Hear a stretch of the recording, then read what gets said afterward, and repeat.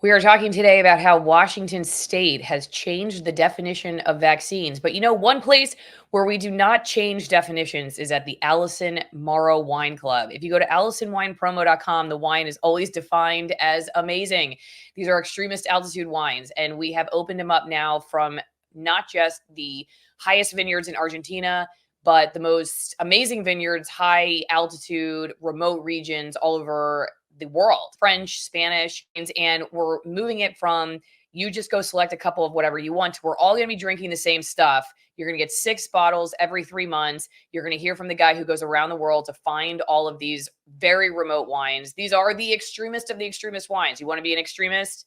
You're still living in your grandma's basement. You feel like you're not doing anything. All your friends are called extremists online and you haven't. This is a great way to do it. You so far will not end up in federal prison. I can't promise anything down the road. AllisonWinePromo.com. We are going to have a lot of fun there. You're going to be drinking the same wines I'm drinking at the same time and talking all about them. Get signed up. You'll be getting emails about it. Once you sign up, you'll get the videos with Diego, my new buddy who goes all over the world. His job is to taste test these. And it is the wino experience that you've been waiting for. If you already drink wine, you've got no excuse. Support the show, be an extremist, get some amazing wine you cannot get anywhere else. And go to AllisonWinePromo.com. See you over there. This bill that changed the definition, what did it change the definition to? And why does that even matter? Okay. The definition change that was pursuant to Senate Bill 5982 that just got signed by Governor Inslee on March 13th applies only to the portion of the RCW, the statutes that pertain specifically to Washington Vaccine Association, WVA. They changed the definition so that it took away the words, a vaccine is a, I'm going to just pull up I want to read you exactly the correct wording. It used to say vaccine means, okay, well, they took away all of this part that says a preparation. Sorry. Yeah, it says vaccine means, and then they took away the part that says a preparation of killed or attenuated living microorganisms or fraction thereof that upon administration stimulates immunity that protects against disease and is. And so it just says now vaccine means an immunization. Is that correct? Yeah, they added in that word, an immunization, which is not defined anywhere in the statute. The listening in to various public health department meetings, Department of Health, Board of Health, and also WVA's own meetings, even though they're not an agency, they explained that the reason that they sought this statute change was to allow what they called new technologies to be covered under this program.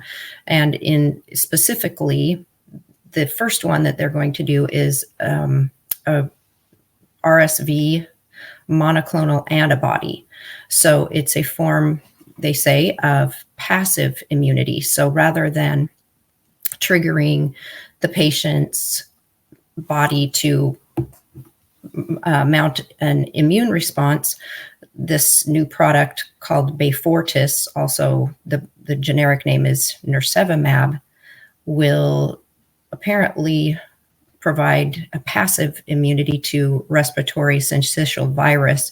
And this is intended for newborns between age 0 and 8 months entering their first RSV season, as well as ages 8 months through 19 months for immunocompromised babies and toddlers.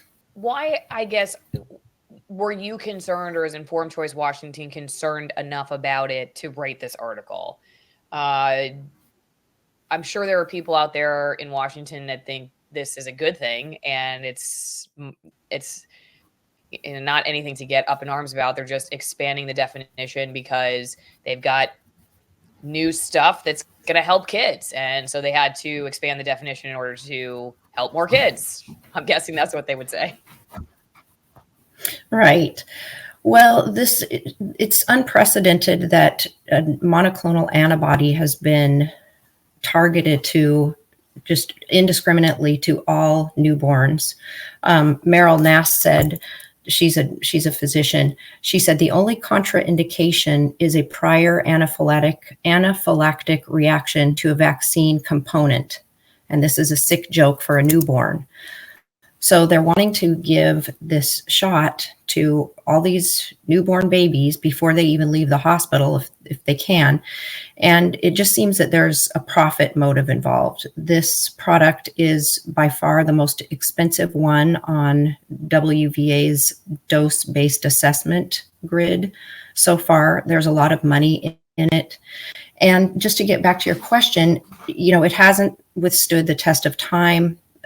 As with other vaccines, well, with pediatric vaccines, this isn't even an other vaccine, but with other products currently on the pediatric schedule, there's been inadequate testing and recommendations made really that aren't honoring the principle of the precautionary principle of, prove that it's actually beneficial and worth the risk rather than just proceed and kind of take a retrospective look at the results.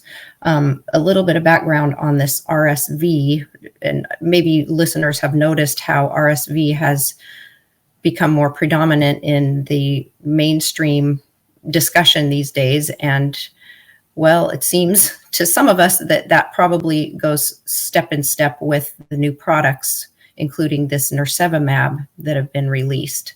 So if they can stir up concern about the infection, they're more likely to get people to take this product. According to the CDC, 97% of children in their first 2 years experience RSV infection. And for most, it's like a mild cold.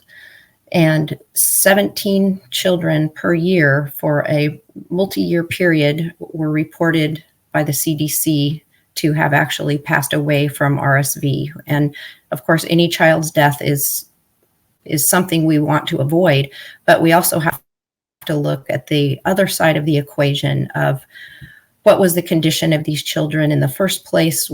Did they have proper nutrition? What was their care like? And what are the potential downfalls and harms of putting this product onto all newborns in their first 8 months? I should say all newborns in their first 8 months entering their first, what they call it, their first RSV season. Okay, in a second, I'd like to ask you a little bit more, though, about why you think this new product prompted a change in definition. Is it because they had to do that to get it onto the required schedule for kids? Is that it? And Christine Chin on Locals, AllisonMorrow.locals.com, where you can go one-on-one with the most censored people on the internet, $5 a month. I think it's a great value. Go join the editorial board. She says, are the words safe and effective also going to be redefined?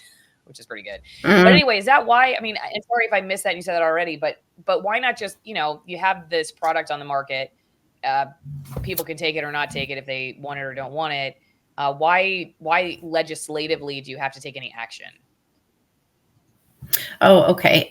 Because as it was, that definition you showed earlier of a microorganism attenuated, live or killed, it's not that anymore. This is a monoclonal antibody that's produced in Chinese hamster ovary cells by recombinant DNA technology. You can go look at the package insert. It says that.